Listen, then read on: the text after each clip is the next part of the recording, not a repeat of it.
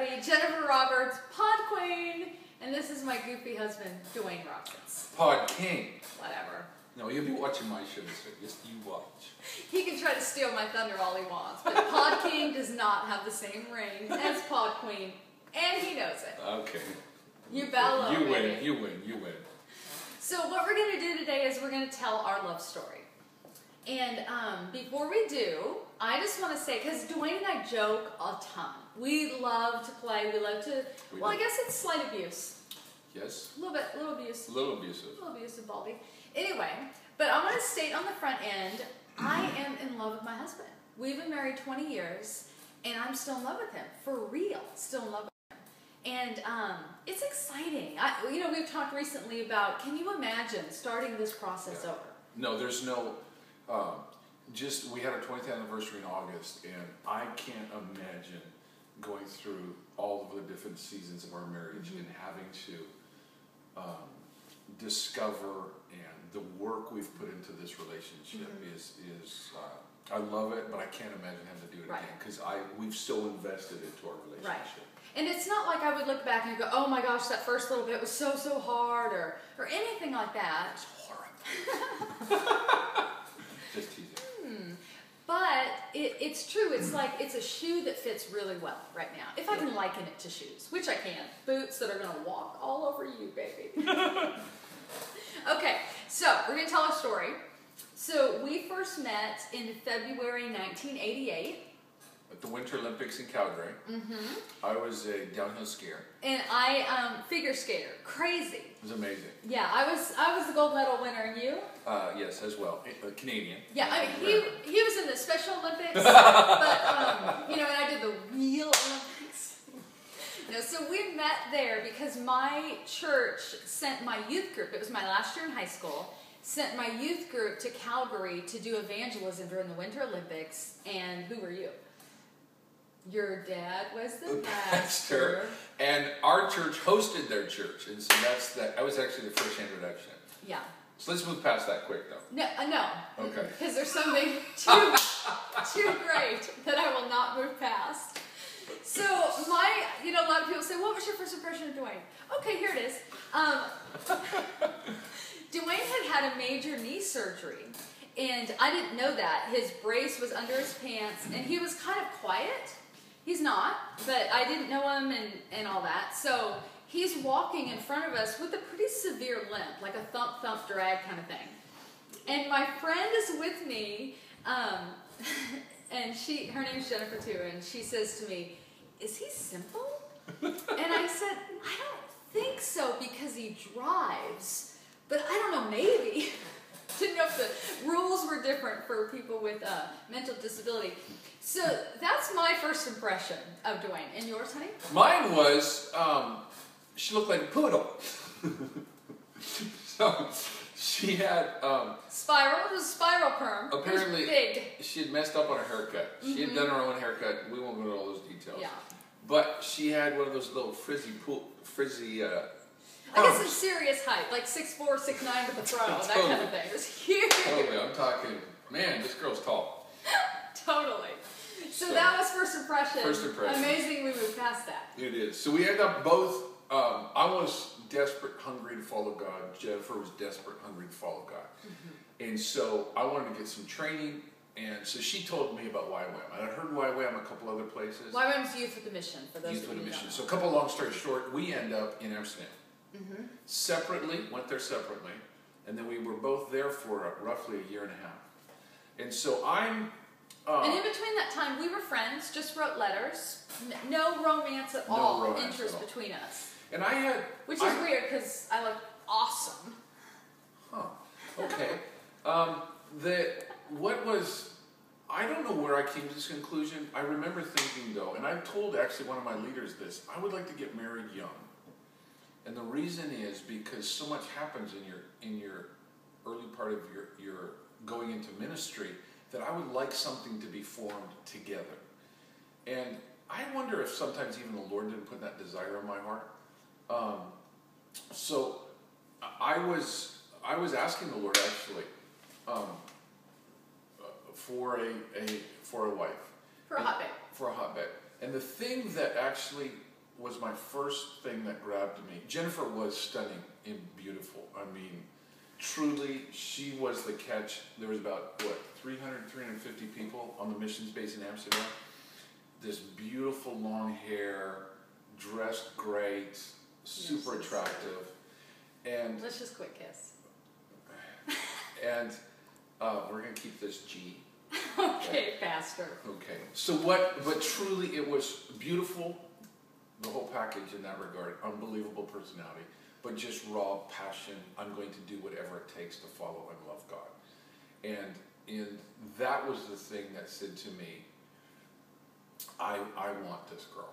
I want her. So I went to a friend of hers and I said, hey, I'm thinking about asking Jennifer, because I was a little bit of a coward. And she said, leave her alone. Just right in that time, her parents were separated, their marriage, and she said they're having a hard time. And Jennifer's just kind of in the throes of that. And so I listened to her for about an hour, and then said, forget that, I'm going to go for it. Because I just was there. I wanted to... the best part of the story, honey, is that you couldn't sleep for 3 weeks. You just couldn't get sleep because he was thinking about me. I mean, it was one of those things where I just really part. liked this girl. And she caught my eye. I wanted her. So our first date, I phone her up. Let's go out to dinner. And we had done some stuff socially together. As groups. Yeah, which is different. And so we go to this restaurant. I know the restaurant. And we're sitting down. And we're kind of like situated. It was kind of more of a long, narrow. And we're right in the middle of the restaurant, 2 of us. And so we've been eating a little bit. So I'm just getting ready to kind of bring it up, if you will, the relationship.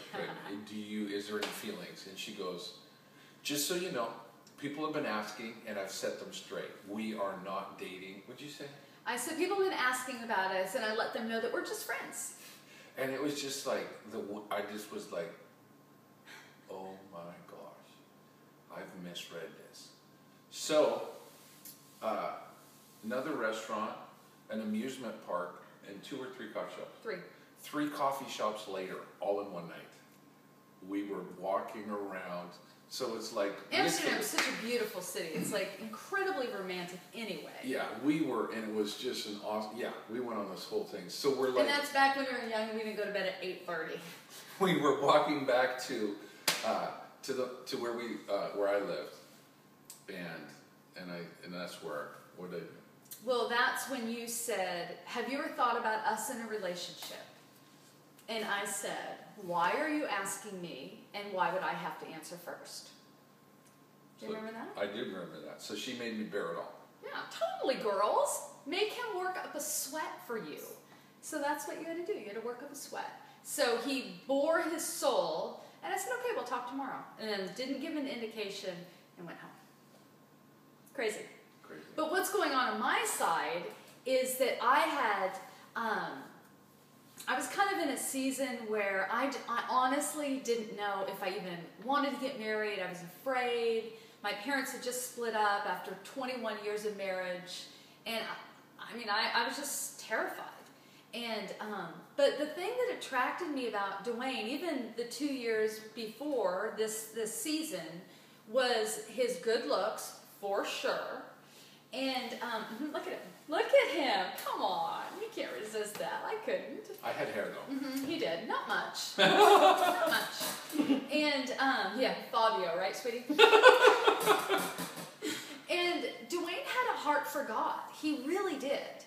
And a lot of the guys I've met up to that point just seemed kind of weak. Like they just didn't have much going on. And I would have walked all over them. And Dwayne, I respected him. He had a relationship with the Lord. He was funny. He was good looking and all of that. And I was like, yeah, I like this guy. I mean, he's got good stuff going on. And I remember when, this is in '88 now, when we said goodbye at the airport, nothing going on between us at all. We loved to witness together. That was our favorite thing in Calgary. We were partners to witness together. And we said goodbye at the airport. I mean, he has a girlfriend at the time, so there's nothing between us. And he gives me a hug, and he says, you and I have the same heart. That is so rare. Let's write and share our hearts with each other.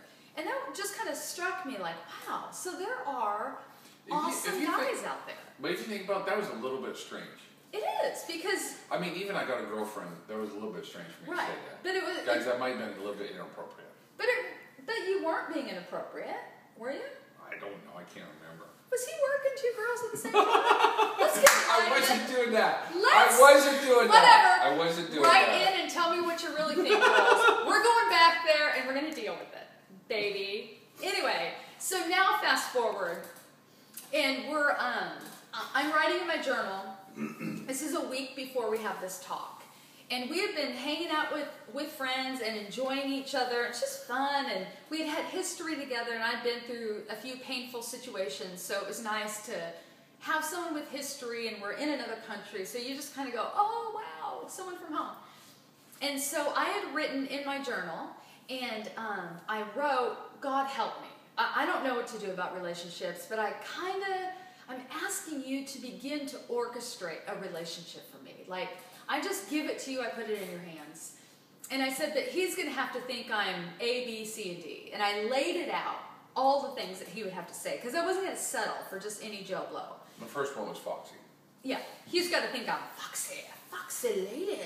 Anyway, so when we get to the point of walking back to the training facility where he lives, and he starts laying out, when I made him go first, and he lays out, you're this, this, and this. It was everything that I said I wanted to be known for. And so it was amazing to me that he had seen those qualities in me and celebrated them, because I'm not for everyone. Let's just say it that way. But I'm for you. Amen. And I'm so glad that we got married. I mean, my plan was to get married at 30, to establish myself so I would have something to offer before going into marriage. That was the plan. But now I see God's wisdom. I think I would have been a stark, raving mad feminist if I had stayed single any longer. God needed to form me in that relationship that required, selflessness and servanthood and all of that. And honestly, Dwayne was the first human being that I fully trusted and loved. And his love has made me great, has made me feel safe. He loves me, he honors me, he loves my strength, he loves my personality. He still gives me butterflies. Mostly. I want to end with this, because we got to end. No, my show. I want to end, how about my parting thought? Okay, go baby. My parting thought is, when you pick a spouse, so we're Valentine's Day, Day of Love. Day of Love, baby. Make sure that you want to be friends. Yeah. Because you're going to have children, and then your children are going to leave. Mm-hmm. So the life before children, life after children, who are you, and do you like the person that you're going to bed with? Totally. And do you enjoy them? And life is not only about procreation. It's one of the amazing fruits of a marriage is children and your legacy continuing. But that's not, it's a fruit. Mm-hmm. And this bond that is formed between a husband and wife is first and foremost supposed to be on your mind. Mm-hmm. Above career, above calling, above children. Do I like this person? And do we have fun together? Mm-hmm. Do they provoke me intellectually, spiritually, emotionally? Do I find strength and encouragement in this relationship? And I believe those are all very important things in picking your spouse. Mm-hmm. Do I just like the person? Mm-hmm. It's not God's will to me that even needs. Do I enjoy? God's not going to have me marry somebody I don't like. Mm-hmm. Mm-hmm. Even Hosea was able to fall in love. I mean, God. No, that's a unique situation. He made him marry a prostitute, but then he ended up loving her. Crazy. So sorry to hijack you, Pod King. Go ahead. So that's it. We love each other. We enjoy each other. Our friendship is valuable to us. So that's our story.